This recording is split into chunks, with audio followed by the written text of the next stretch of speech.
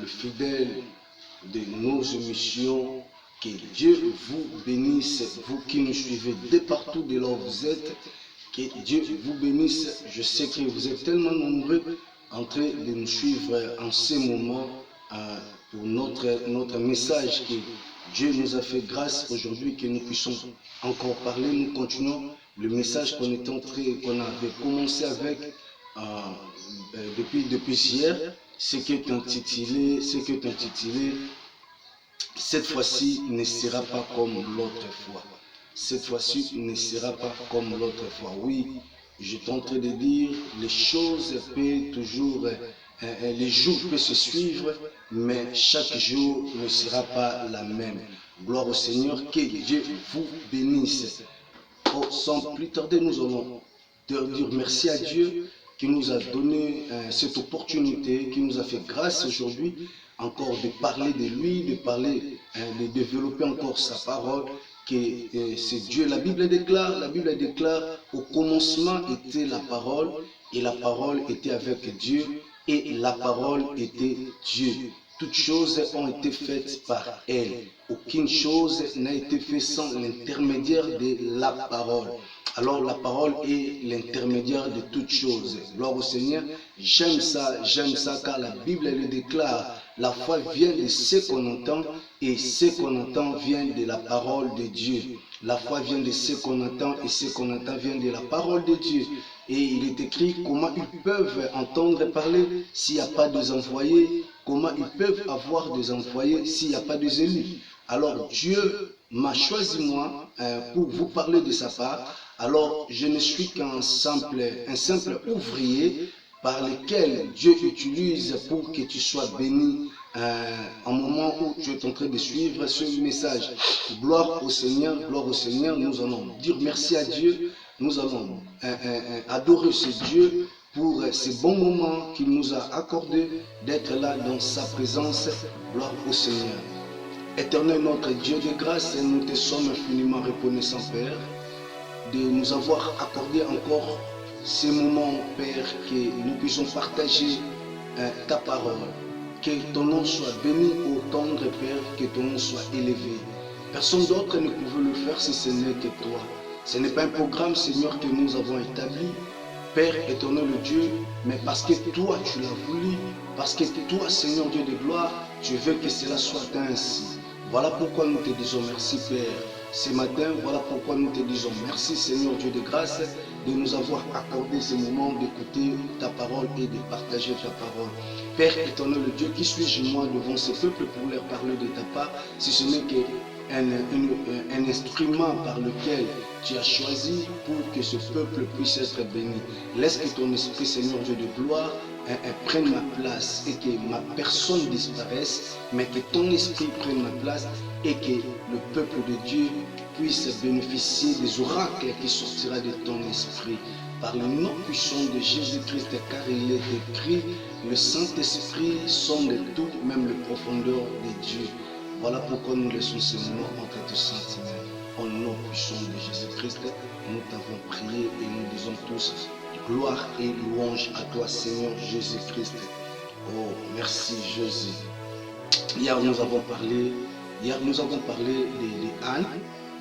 Nous avons parlé de Anne, comment est-ce que Anne s'est battue avec sa rivale Pénina, que Dieu avait rendu féconde. Et lui, Anne, Dieu l'avait rendu stérile. Alors chaque jour, Anne recevait des mortifications de son rival. Il recevait des mortifications. Alors Pénina ne lui laissait pas trop tranquille chaque jour. Il était devenu un sujet de moquerie pour Pénina. Il était devenu un sujet d'ignominie. Tu vois, parce qu'il n'avait pas d'enfant, parce qu'il ne pouvait pas concevoir. Alors c'est ce qui lui dérangeait. Et c'est chaque jour, c'était la même chose. La Bible a dit c'est chaque année. Quand on parle de chaque année, ce qui veut dire chaque jour. Anne s'est réveillée avec le même problème que Pénina imposé sur lui. Anne s'est réveillée avec le même problème. Il sait que quand je vais me réveiller, Pénina va me mortifier, donc il va m'injurier, il va m'insulter, il va dire de n'importe quoi. Et tous les quartiers, tout le monde sait de ce que Pénina ou Anne est passé, dans quelle souffrance Anne passait. À cause de Pénina ou à cause de sa stérilité. Alors j'étais en train de dire, si le problème de Anne était la stérilité, alors toi, tu as aussi un problème à toi qui est en train de ronger ta vie, qui est en train de déranger ta vie, qui ne cesse pas de voler ta joie, qui ne cesse pas de te ravir la paix. La nuit, quand tout le monde dort, mais toi, tu n'as pas sommeil. Pourquoi? Parce que chaque fois, tu penses, tu es devenu trop pensif à cause de ces problèmes-là. Et ça peut être, comme je disais, ça peut être un problème de la maladie, ça peut être un problème du travail, ça peut être un problème de documents. Pourquoi? Parce que depuis que tu es en Europe, tu n'as pas encore reçu les documents, tu as fait des recours, mais rien ne change. On ne te donne toujours pas des réponses ou des suites favorables. Mais tu es là et tu vis des années, tu travailles. Si tu peux trouver un travail, tu trouves un travail sous l'identité d'une autre personne. Alors ton argent doit être versé dans le compte bancaire de cette personne, et quand tu dois les recevoir, tu ne les recevras pas en totalité de ce que tu as travaillé. Pourquoi? Parce que tu travailles sous le nom d'une autre personne, et il doit avoir des intérêts par rapport à ça, et tu ne peux pas aussi l'obliger rapidement d'aller à la banque pour retirer l'argent. Non, donc tu dois te soumettre à ces programmes. Tu vois des problèmes tout le temps. Nous avons tellement de problèmes. Peut-être tu avais commencé cette activité et l'activité ne promet pas comme tu pensais que ça pouvait prospérer. Alors tout le temps tu es en train de marquer les pas sur place, tu es stagné, les choses n'avancent pas, tu es là, resté sur place. Alors ça te ronge, ça te dérange. Je m'excuse, ça te dérange. Alors quand tu vois les autres en train d'avancer, mais toi tu n'avances pas, toi tu es là, tu fais des sur place. Quand tu vois les mêmes personnes auxquelles tu avais commencé avec un travail, tu avais commencé avec une activité, mais les choses avancent. Mais toi, ça n'avance toujours pas, ça te ronge, ça te dérange. Des amis auxquels vous avez grandi ensemble, aujourd'hui, ils prospèrent dans leur vie. Aujourd'hui, les choses sont en train de changer dans leur vie, mais toi, c'est toujours la même chose, c'est toujours la même situation. Alors ça te dérange et tu ne sais pas comment tu peux t'en sortir dans cette situation. Voilà pourquoi je suis en train de te dire que cette fois-ci ne sera pas comme l'autre fois. Je suis en train de dire que cette fois-ci ne sera pas comme l'autre fois. Si l'autre fois les choses ne marchaient pas, mais tu dois te décider que cette fois-ci les choses vont marcher. Si l'autre fois on ne te donnait pas le privilège, mais cette fois-ci ça doit changer. Si l'autre fois tu n'avais pas de site de sortie, mais cette fois-ci tu en auras. Si l'autre fois tu ne pouvais pas avancer, mais tu dois décider pour que cette fois-ci que tu avances dans la vie. Gloire au Seigneur. Je sais que je suis en train de parler à quelqu'un. Je sais que je suis en train de réconforter l'esprit d'une personne. Pourquoi? Parce que tu es tellement abattu par rapport à ces problèmes. Mais laisse-moi te dire, dans tout ce que tu peux avoir comme calcul, dans tout ce que tu peux faire comme résolution, il y a toujours un élément en évidence. Il y a toujours un coefficient en évidence. Lui, il vient lorsqu'il rentre dans tes équations, il change tout. Et là où tu étais bloqué, il apporte toujours la solution. Et c'est cette personne ou ce coefficient qu'on met toujours en évidence, c'est ce que je dis, c'est Jésus-Christ de Nazareth. Jésus-Christ de Nazareth est un coefficient qu'on met toujours en évidence lorsqu'on est en train de faire nos calculs. Mais lorsque tu es bloqué, tu ne sais plus quoi faire, tu ne sais plus où aller, alors Jésus-Christ se présente pour changer la situation, il se présente pour changer ton problème, pour apporter la solution à ton problème. Je me souviens de ces grands amis de Jésus-Christ qui s'appelait Lazare. Alors, Lazare était tellement malade et il était mourant jusqu'à ce qu'il meure, Alors Lazare était enterré. Ses sœurs à lui, Marthe et Marie, l'ont enterré. Christ n'était pas là. Pourquoi je dis Christ était un coefficient, un élément en évidence? Il n'était pas là présent lorsque Lazare était malade et lorsque Lazare est mort, il a été enterré. Mais lorsque Christ est venu, il a dit, où est-ce que vous l'avez mis? Marie dit à Christ, mon frère est dans la tombe. Et Christ a dit, où est-ce que vous l'avez mis? Il a dit, non Seigneur, il sent déjà parce que ça fait 4 jours depuis qu'il est là, depuis qu'on l'a enterré. Le problème avec Christ, même si ton problème commence à sentir mauvais, même si ta situation commence à sentir mauvais, mais Christ, il est le Dieu qui restaure, il est le Dieu qui ressuscite, il est le Dieu qui rajeunit. Oh, gloire au Seigneur. Je dis à quelqu'un, Dieu va rajeunir ta vie, mon Dieu. Je dis à quelqu'un, Dieu va restaurer ce que tu avais perdu. Je déclare sur quelqu'un, Dieu va remettre entre tes mains des clés de la réussite que tu avais perdu ou qu'on t'avait ravi. Dieu, Jésus-Christ va te les remettre. Il va te restituer ton poste du travail que tu avais perdu. Injustement, on t'a licencié du travail. Injustement, on t'a chassé du mariage. Injustement, on t'a chassé de la maison. Mais je dis à quelqu'un, toi qui me suis, Jésus-Christ va restaurer. Jésus-Christ va donner ce que tu avais perdu. Gloire au Seigneur. Nous allons lire la parole de Dieu. Nous sommes dans le livre de Juges. Nous sommes dans le livre de Juges, chapitre 20, à partir du verset 30. Je vais lire et puis je vais relater rapidement l'histoire pour tomber à la conclusion du message de ce matin. Merci, gloire au Seigneur. Juges chapitre 20, verset 30. Je lis au nom puissant de Jésus-Christ. Les enfants d'Israël montèrent contre le fils de Benjamin le 3e jour et ils se rangèrent en bataille devant Gibéa comme les autres fois. Oh, ça revient. Donc il dit, les enfants d'Israël montèrent contre le fils de Benjamin le 3e jour et ils se rangèrent en bataille devant Gibéa comme l'autre fois. Et les fils de Benjamin sortirent à la rencontre du peuple et ils se laissèrent attirer loin de la ville. Ils commencèrent à frapper à mort parmi le peuple comme les autres fois. Oh, quelqu'un dit avec moi comme les autres fois.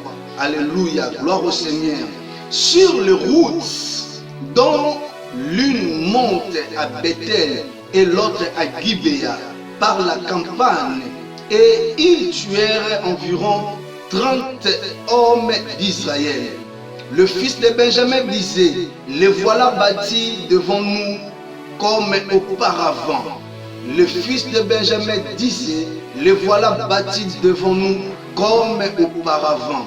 Mais les enfants d'Israël disaient, fuyons et attirons-les loin de la ville dans les chemins. Tous les hommes d'Israël quittèrent leur position et se rangèrent à Baal-Tamar. Et l'embuscade d'Israël se lançant du lieu où elle était démarrée Gibéa. 10 000 hommes choisis sur tout Israël arrivèrent devant Gibéa. Le combat fut rude et le Benjamin ne se doutait pas du désastre qu'il allait éprouver. Oh, j'aime ça. J'aime ça. 10 000 hommes choisis sur tout Israël arrivèrent devant Gibéa. Le combat fut rude Et les Benjamins ne se doutaient pas du désastre qu'il allait éprouver. L'Éternel bâtit Benjamin devant Israël. Et les enfants d'Israël tuèrent ces jours-là 25 100 hommes de Benjamin, tous tuant l'épée. Parole de l'Éternel. Gloire au Seigneur, je m'excuse encore. La Bible nous dit, l'histoire que nous venons de lire, ça commence par un Lévite. Ce Lévite avait épousé ou avait eu comme concubine. Les concubines, on ne les épouse pas. Les concubines, on les ramasse comme ça et on les met dans la maison. Une femme mariée, on ne l'appelle pas concubine. On l'appelle pas concubine. Voilà pourquoi je lance ce message pour dire, n'acceptez pas qu'on te prenne, sans valeur, qu'on ne verse pas une dot dans la famille. Non, ce n'est pas très bon, ce n'est pas très bon. Toi-même, l'homme que je suis en train de te parler, que ce soit la femme, évitez, comme on dit dans le langage de chez nous, yakatofanda. Donc ça veut dire, viens, nous allons se mettre ensemble, sans pourtant verser la dot, sans pourtant les deux familles puissent être d'accord. Alors, ce n'est pas mon message. Je disais que ces Lévites avait une concubine et cette concubine était une prostituée. Elle était une prostituée. Voilà encore, c'est ça un problème. Le Lévite, il est censé d'être une personne exemplaire. Parce que c'est un tribu que Dieu a choisi. C'est un tribu que Dieu a mis à part. D'ailleurs, ils n'ont pas une terre en Israël. Les Lévites n'ont pas de terre en Israël. Les Lévites sont éparpillés en Israël. Et eux, ils sont là pour le service de Dieu. Pour servir le sacrifice aux enfants de Dieu. Alors, la gloire de Dieu était reposée sur ces tribus-là. Alors, si on laissait que ces tribus puissent avoir leur terre, il aurait dû avoir une terre fortement bénie. Parce que la présence de Dieu serait tout le temps présent dans leur territoire, dans leur tribu. Alors Dieu, on ne leur a pas donné de terre, mais ils sont éparpillés pour servir de l'autel, pour servir à l'autel, pour servir dans le temple de Dieu, dans tous les tribus d'Israël. Alors ce Lévite a eu une concubine. Et malheureusement, le concubine était une prostituée. Voilà là où les problèmes ont commencé. Et un jour, la concubine est allée se prostituer encore une fois de plus. Elle s'est prostituée. Et en se prostituant, elle a eu peur parce que son homme a su qu'elle s'est prostituée. Elle a eu peur et elle a fui. Elle est retournée à Benjamin, chez son père. Alors le Lévite a décidé d'aller chercher sa concubine parce qu'il l'aimait tellement beaucoup. Il l'aimait tellement beaucoup. Marie, comprenez, il y a des erreurs que des femmes peuvent faire dans le couple.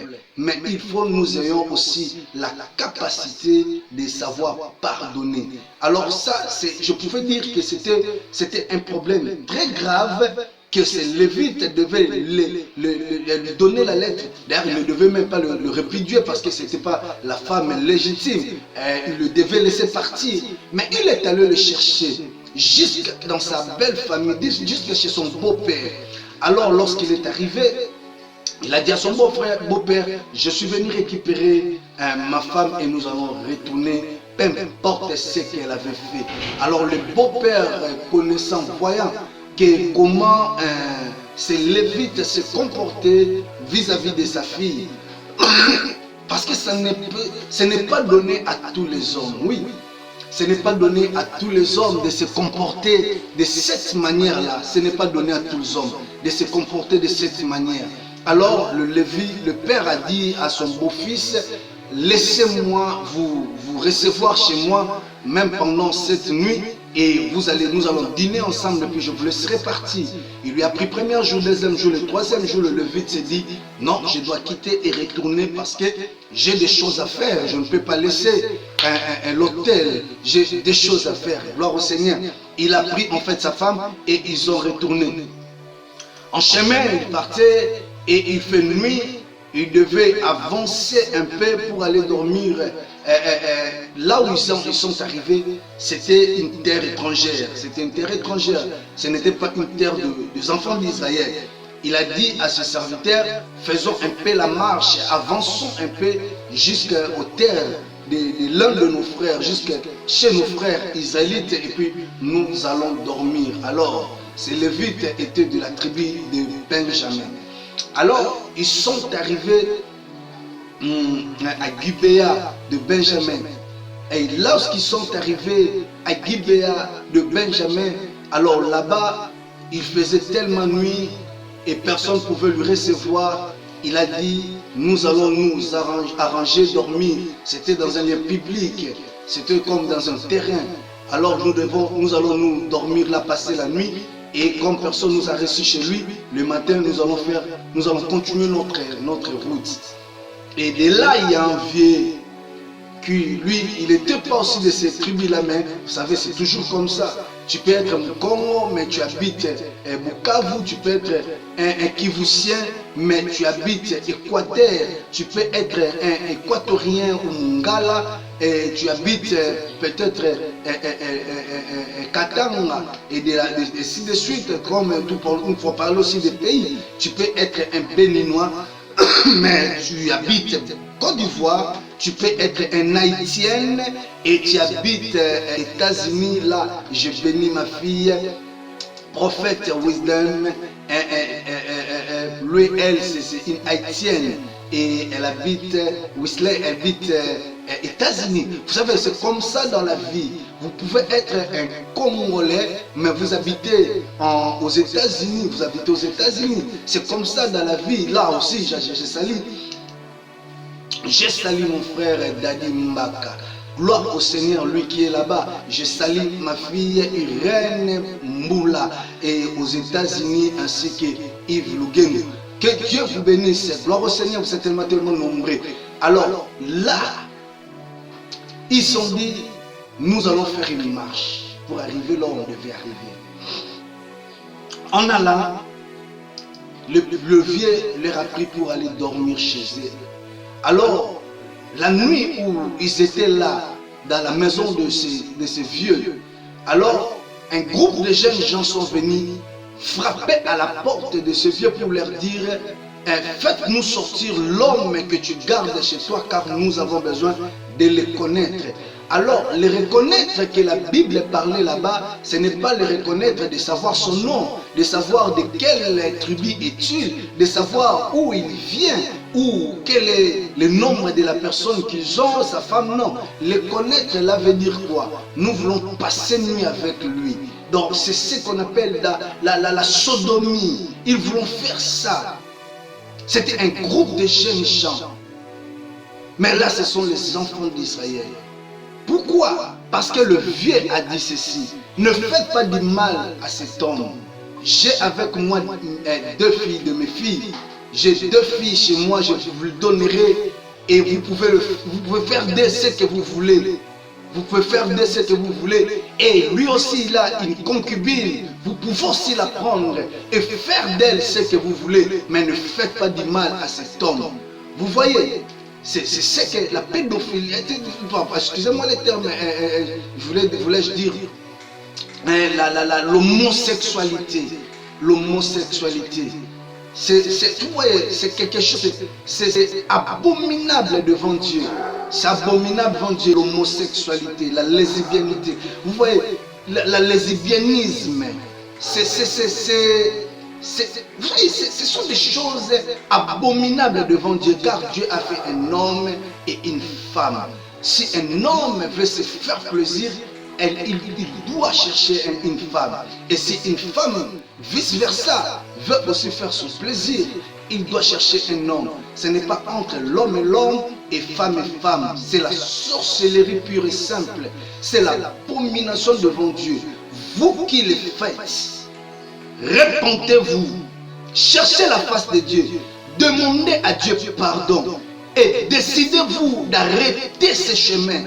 Décidez-vous d'arrêter ces actes abominables devant Dieu, car le royaume de Dieu, le royaume des cieux, n'ouvrira pas la porte pour vous. c'est la sorcellerie, c'est le satanisme. Un homme part avec un homme, une femme part avec une femme. C'est contre nature. Vous voyez, je pouvais dire même que les animaux, ils n'ont pas l'intelligence comme nous, mais ils ont que leur instinct. Mais jusqu'aujourd'hui, ils sont dans le principe que Dieu a mis en eux. Tu ne verras pas une lionne chercher une lionne. Tu ne verras pas un lion chercher un lion. Mais un lion cherchera toujours une lionne. Et une lionne cherchera toujours un lion. Et voire même plus loin, tu ne verras pas un lion aller chercher une chienne. La nature. Aujourd'hui, nous voulons vivre le contre-nature. Toi qui es dans ces actes, je te conjure au nom du Seigneur Jésus-Christ d'arrêter tous ces actes. Demandez pardon à Dieu. Demandez pardon à Dieu. Et il t'accordera le pardon.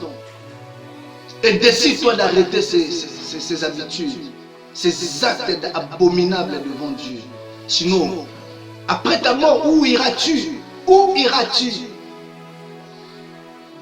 Merci Jésus. J'étais en train de dire, ces hommes ont dit, donnez-nous cet homme, nous avons besoin de le connaître. Et l'âme a dit, le vieux a dit, non, je ne vous donnerai pas cet homme, prenez ma fille. Et ils ont pris la concubine de ce Lévite. Ils sont allés faire de lui toute la nuit. Beaucoup, ils étaient là, beaucoup, ils l'ont violé toute la nuit. Imaginez les difficultés, la souffrance que cette femme devait connaître. Et le matin, ils sont venus le jeter devant la porte. Et la femme était là, succombée, morte. Le Lévite est sorti le matin, il vit sa femme tomber devant la porte. Il bouge la femme, elle était morte. Elle prit sa cadavre. Elle prit ça.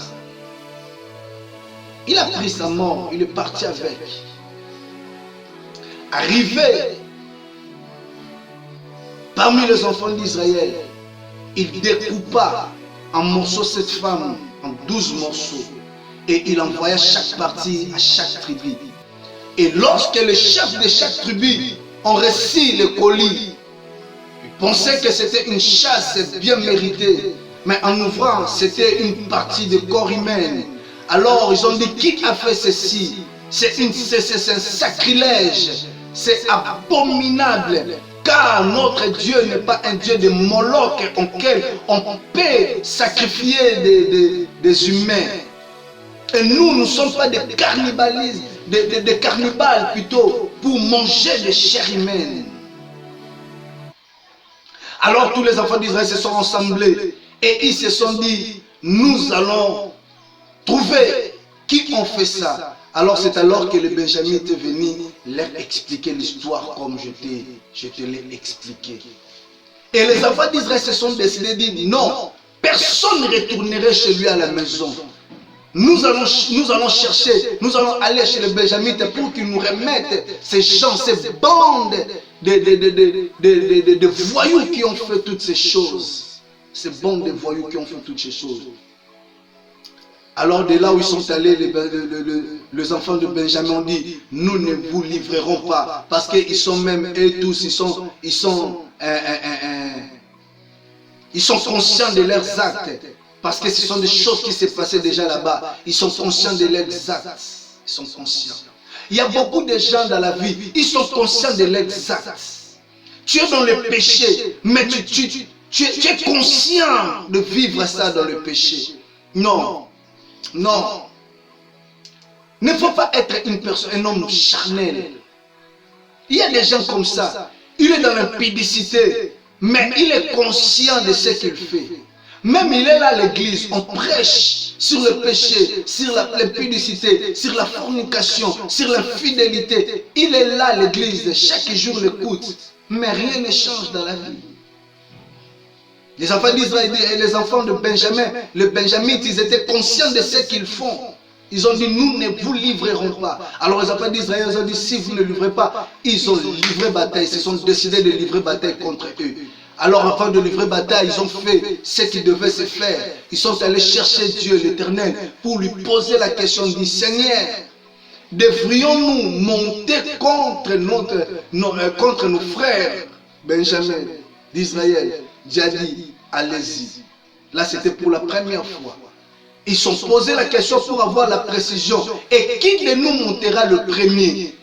Dieu a dit, Juda montera le premier. Ils se sont allés, se sont arrangés. Combattre le fils de Benjamin. Et là, la Bible déclare, le fils de Benjamin, ils ont massacré les enfants d'Israël. Alors là, je parle d'un tribu contre 11 tribus d'Israël. Ils ont massacré. Des fois comme ça. C'est là où on se pose même des questions. Tu as ainsi dit l'Éternel. Tu as ainsi dit l'Éternel. Tu as la promesse de Dieu. Avec précision. Tu as la promesse de Dieu avec précision. Mais rien ne marche. Rien n'avance. Oh mon Dieu.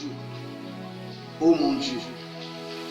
Ce n'est pas une autre personne qui a écouté ça. Toi-même tu as écouté dans tes oreilles. Dieu a dit va. C'est comme Pierre. Il a dit Seigneur, ordonne que je vienne vers toi. Jésus a dit viens. Pierre a marché, a commencé à marcher sur les eaux de la mer. Mais après, il commence à s'enfoncer. Mais il avait dit, il avait ainsi dit l'Éternel. Tu as toutes les promesses que Dieu t'a faites. Toutes les promesses. Et tu sens vraiment que le temps est favorable pour toi. La conjoncture est favorable pour toi. Mais tu te lances dans cette activité, tu échoues. Mais c'est Dieu qui avait dit, va. Tu te lances dans cette activité, dans cette affaire. Rien ne marche. Mais tu avais ainsi dit l'Éternel. Merci, que Dieu te bénisse. Que Dieu te bénisse. Vous voyez comment est-ce que les choses sont dans ce monde. Qui de nous montera le premier? Avec précision, Juda montera le premier. Mais ils ont échoué. Pour la première fois, ils sont allés combattre les enfants, le fils de Benjamin. Et le Benjamin, ils l'ont frappé. Ils ont perdu 20 000 hommes d'Israël tirant tous l'épée. Ils se sont retournés. Ces jours-là, il y avait la défaite. Ils se sont retournés. Ils sont restés là devant l'Éternel. Ils ont pleuré toute la journée. Ils ont prié, gêné, pleuré devant Dieu.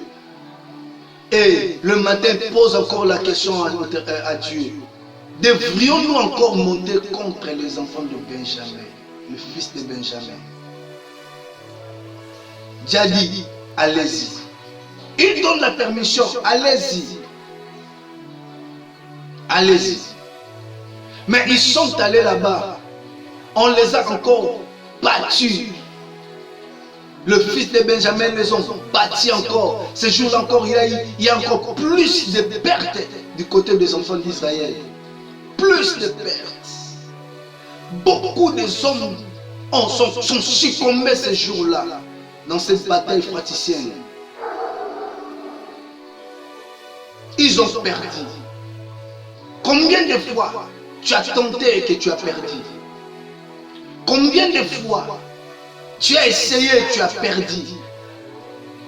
Aujourd'hui tu es là. Tu dis non, je ne fais plus rien.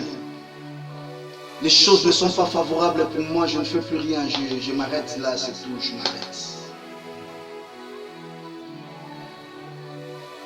Tu décides d'abandonner. Parce que pour la première fois, tu as échoué. Pour la deuxième fois, tu as échoué. Mais tu as laissé dire l'Éternel. Depuis que tu avais commencé, ces projets-là, ou ce processus du voyage, rien ne marche, on te refuse toujours de visa. On te refuse toujours de visa. Tu es allé déjà 2 fois, 4 fois, 5 fois. Depuis que tu as commencé à tenter l'examen, ou l'examen d'État, mais tu ne réussis toujours pas. Aujourd'hui, c'est la 3e, 4e, 5e année. Chaque fois que tu décides de faire quelque chose, rien ne marche, rien n'avance. Il y a toujours l'échec, il y a toujours la défaite. Il y a toujours des faillites dans l'entreprise. À chaque fois que tu te lances dans l'entreprise, tu tombes toujours en faillite. Oh non, je dis à quelqu'un, cette fois-ci ne sera pas comme l'autre fois. Oh, gloire au Seigneur. Cette fois-ci ne sera pas comme l'autre fois. Cette fois-ci ne sera pas comme l'autre fois.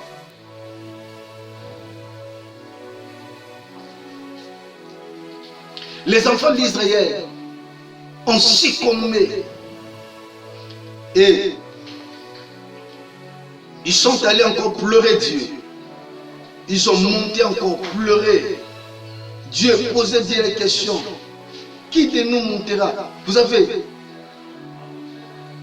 si nous pouvons prendre le verset 27 de ce livre même de Juges, chapitre 20, la Bible dit, et les enfants d'Israël consultèrent l'Éternel. C'était là que se trouvait alors l'arche de l'Alliance. Et c'était Phiné, fils d'Éléazar, fils d'Aaron, qui se tenait à cette époque en présence de Dieu. Et il dit, dois-je marcher encore pour combattre le fils de Benjamin, mon frère, ou dois-je m'en abstenir? L'Éternel répondit, montez car demain je le livrerai entre vos mains. Pourquoi l'Éternel leur a dit avec cette précision? La Bible dit, si vous montez un peu sur le verset 26, il a dit, tous les enfants d'Israël et tout le peuple montèrent et virent à Bethel. Ils pleurèrent et restèrent là devant l'Éternel. Ils jeûnèrent en 16 jours jusqu'au soir et ils offrirent des holocaustes et des sacrifices d'action de grâce devant l'Éternel. Pour la première fois, ils sont allés consulter l'Éternel, main vide. Ils sont allés chercher l'Éternel, main vide. Ils ont pleuré, Dieu a dit, allez-y, Judas montera le premier. Et pour la deuxième fois, ils sont allés, on les a bâtis. On les a battus, on les a bâtis. Ils sont allés pour la deuxième fois. Qui de nous, ils ont pleuré, ils ont demandé, le Seigneur a dit, allez-y. Et là encore, pour la deuxième fois, ils étaient encore bâtis. Chez le fils de Benjamin. Alors pour la troisième fois, ils ont dit non, non, non, non. Cette fois-ci ne sera pas comme l'autre fois. J'ai dit à quelqu'un, cette fois-ci ne sera pas comme l'autre fois. Oh, cette fois-ci ne sera pas comme l'autre fois. La chose là que tu échoues, parce que tu as toujours l'habitude de faire cette même formule. Si la première formule n'avait pas réussi et que la deuxième formule n'avait pas réussi, essaie un peu de changer la formule et tu trouveras la solution exacte de ce que tu cherches. Essaie un peu de changer le système. Tu demeures toujours dans le même système. Comment est-ce que tu veux que les choses changent? Tu demeures toujours dans le même système dans la vie. Tu demeures toujours dans le même routine pour toi dans la vie. Non, rien ne change. Je ferai ceci, je passerai par là, et puis je retournerai, et chaque jour, la routine, chaque jour, la même chose. Les choses n'avancent toujours pas. Tu es là en train de faire des surplaces, tu es là stagné, tu n'avances pas, tu ne prospères pas. Rien n'avance dans la vie. Pourquoi? Oui, parce que tu as toujours l'habitude de faire la même chose. Tu as toujours l'habitude de rester dans le même système. Tu as toujours l'habitude de rester dans la même formule. Mais, oh mon Dieu, j'ai dit à une personne, cette fois-ci, essaie de changer la formule. Change la formule et tu auras une autre solution, tu auras un autre résultat. Change le système, tu auras un autre résultat. Gloire au Seigneur. Parce que tu as l'habitude de rester, de faire la même chose chaque jour. De faire la même chose chaque jour. Comment tu veux que les choses changent? Comment veux-tu avoir de résultats autres qu'auparavant? Comment voudrais-tu avoir une autre solution qu'auparavant? Mon frère, ma soeur, là je te l'ai dit. Là je te l'ai dit. Oh non, ma soeur, tu pleures. Pourquoi tous les hommes viennent, ils partent, mais personne ne prend au mariage. Mais pose-toi des questions. Est-ce que ce que tu fais, ce que tu avais fait pour la première personne, c'est ce que tu l'as fait pour la deuxième, le troisième et le quatrième? Alors tu veux que le mariage vienne? Non, essaie un peu de changer. Peut-être ça peut être ton caractère. Essaie un peu de changer ton caractère. Gloire au Seigneur. Ça peut être ton comportement. Ça peut être ton comportement. Essaie un peu de changer ce comportement. Essaie un peu de le changer.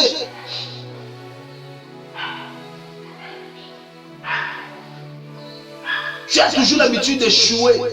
Parce que tu as toujours l'habitude. Tu as échoué pour la première fois. Quand tu reprends encore la chose, tu commences, tu reprends la même formule, le même système. Non, tu dois revoir en détail de tout ce que tu avais fait auparavant. Revoir un peu en détail de tout ce que tu avais fait auparavant et revenez maintenant à la conclusion de ce qui était donné comme résultat et change de tactique.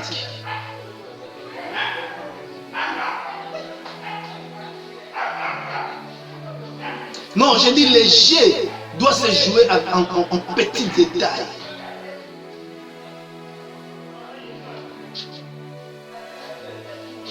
Chaque jour, c'est toujours la même chose. Chaque jour, c'est toujours la même routine. Les enfants d'Israël, pour la première fois, sont allés pleurer devant Dieu. Qui de nous montera le premier? Judas montera le premier. Ils sont allés, ils ont perdu la bataille.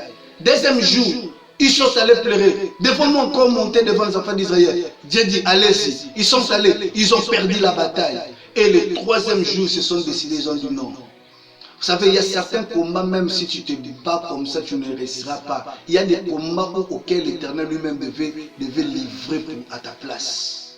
Il y a des combats que Dieu doit livrer à ta place.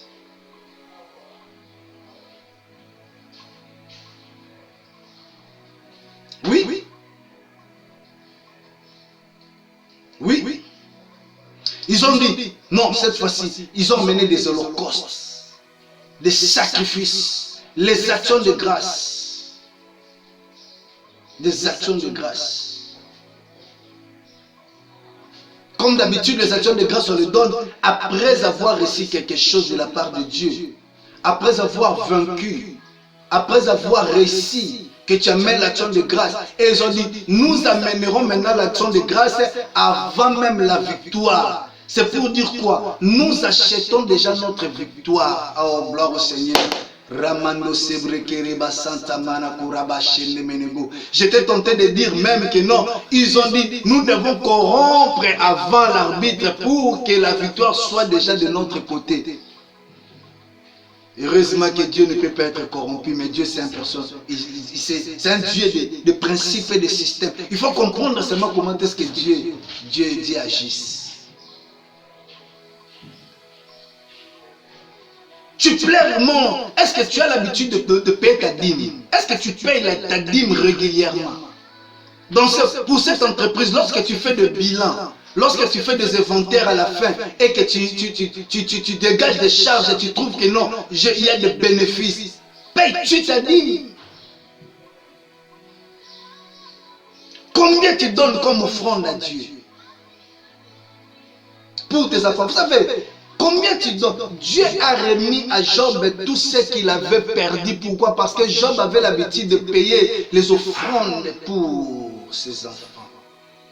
Même Anne, hier nous avons parlé de Anne. Anne est allée pleurer. Il n'avait pas amené, à part le fait qu'il avait fait. Mais Elkana, homme spirituel divinement averti, savait déjà qu'un jour Anne aurait dû aller pleurer devant Dieu. Et il payait déjà des portions doubles des offrandes pour Anne. Toi, tu plais à tout moment. Est-ce que tu payes ta dîme? Ta dîme, tu payes régulièrement. Combien tu donnes comme offrande? As-tu déjà donné un sacrifice d'holocauste dans ta vie? L'holocauste, ce ne sont pas des offrandes, de petites offrandes. Hein? Tu as 20 000 euros comme ça. Et tu dis, je prends les 10 000 euros, je donne comme offrande à Dieu des holocaustes. Tu regardes ton compte bancaire, tu le divises en 2 ou en 3 parties, tu dis ça, je donne à Dieu. As-tu déjà payé des holocaustes? Est-ce que toi tu payes des actions de grâce par rapport à ce que Dieu a fait dans ta vie? Même pour chaque jour. Tu dors, tu te réveilles le matin. Qu'est-ce que tu donnes à Dieu comme action de grâce?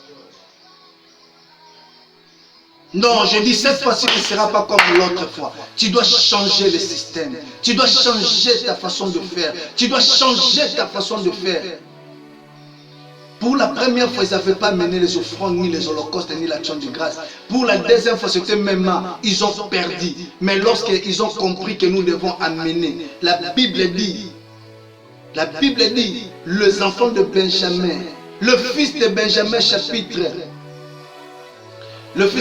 chapitre 36, il dit ceci, le fils de Benjamin regardait comme bâtit les hommes d'Israël qui cédaient du terrain à Benjamin et se repoussaient sur l'embuscade qu'il avait placée contre Gibéa.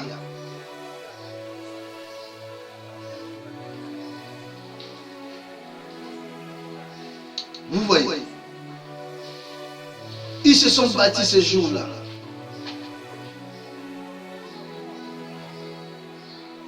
Ils ont regardé, ils ont vu comment est-ce qu'ils étaient bâtis. Non, je suis en train de chercher, oui.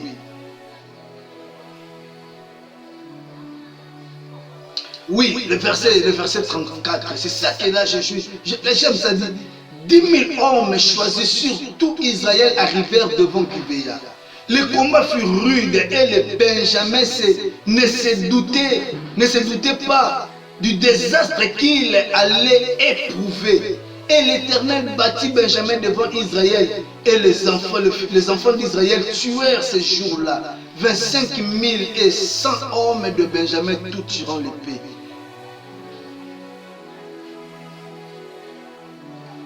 Ils ne se doutaient pas. Le désastre devait connaître parce que c'est que chaque jour nous les battons toujours. On va les battre comme l'autre fois. Et enfin, le voilà battu comme l'autre fois lorsque le combat avait commencé pour la troisième fois.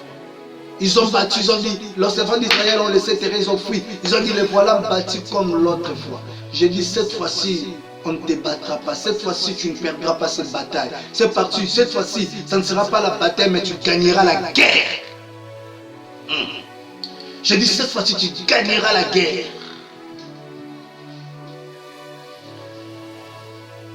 Tu vois, dans la guerre, il y a aussi des batailles. Ils ont gagné la première bataille, ils ont gagné le deuxième. Mais la guerre, c'est toi qui les gagneras. Amen. Ils sont allés faire le commerce chez le chef pour qu'on te licencie du travail. Et on t'a licencié injustement. J'ai dit, ils reviendront pour te chercher et c'est eux qui iront. Car la guerre, c'est toi qui les battras. Ils ont pris Jean Daniel, ils les ont jetés dans la fosse aux lions. Les lions n'ont rien fait à Daniel. Ils ont dit, nous avons gagné la bataille. Daniel est disqualifié. Mais à la fin, la guerre, c'est Daniel qui l'avait gagné. Parce qu'ils étaient à la place de Daniel. Les lions les ont dévorés. Je dis, cette fois-ci, tu ne perdras pas. Cette fois-ci, tu n'échoueras pas. Cette fois-ci, tu ne chancelleras pas. Cette fois-ci, tu ne plairas pas. Cette fois-ci, tu ne seras pas déçu. Cette fois-ci, tu ne perdras pas. Cette fois-ci, tu réussiras. Oh, gloire au Seigneur. J'ai dit, cette fois-ci, tu remporteras la bataille. Cette fois-ci, tu gagneras la guerre. Cette fois-ci, tu seras couronné. Cette fois-ci, je déclare, je dis que tu seras couronné, tu seras couronné. Et tes ennemis ne se redouteront pas. Alléluia, des désastres qu'ils connaîtront au jour, mon Dieu. En ces jours, au moment que je suis en train même de parler, au moment où tu es en train de me suivre, je vois comment est-ce que tes ennemis sont en train de se disperser. Ils sont en train de se disperser parce que l'Éternel s'est décidé de descendre lui-même pour prendre des choses à main. Il a dit à Moïse, j'ai entendu les cris que font pousser mon peuple par l'air oppresseur et je suis descendu moi-même pour les délivrer. J'ai dit pour cette fois-ci, l'Éternel lui-même descendra. Il n'enverra pas Gabriel, sinon il risque d'être retenu dans le monde de Perse pendant que toi tu es là en train de couper, pendant que tu es là en train de souffrir. Mais lui-même l'Éternel descendra. Si l'Éternel se lève, qui alléluia, le tiendra. Et oh, Shabrabo Seke, je suis en train de dire à Dieu, alléluia, l'Éternel, si l'Éternel s'élève, alléluia, qui le résistera?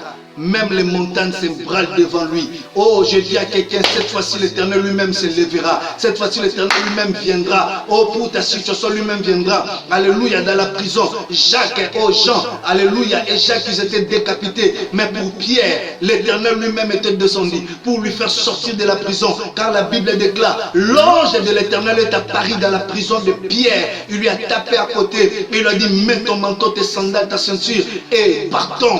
Alléluia, j'ai dit cette fois-ci, même cette porte de fer qui est fermée devant toi s'ouvrira d'elle-même au nom puissant de Jésus. Même s'il n'y a pas un chemin, Dieu fera un chemin pour toi. Cette fois-ci, par le nom puissant de Jésus-Christ, même la mer, alléluia, se divisera en deux et toi tu traverseras à terre sec au nom puissant de Jésus-Christ. Cette fois-ci, rien ne t'arrêtera. Cette fois-ci, rien ne t'arrêtera. Oh Jésus. Charabos, Mikatulaye, Mendali Paluta, Lusapala Kalute, le Seke Palute, Remandota la Kalu, Paluse Mende, Rekaluta Lasa, Mende Labalo Sondoroboka, Yabande Seke, Ibrakaluto Lose. Cette fois-ci, ça ne sera pas comme l'autre fois. Je dis que cette fois-ci, ça ne sera pas comme l'autre fois.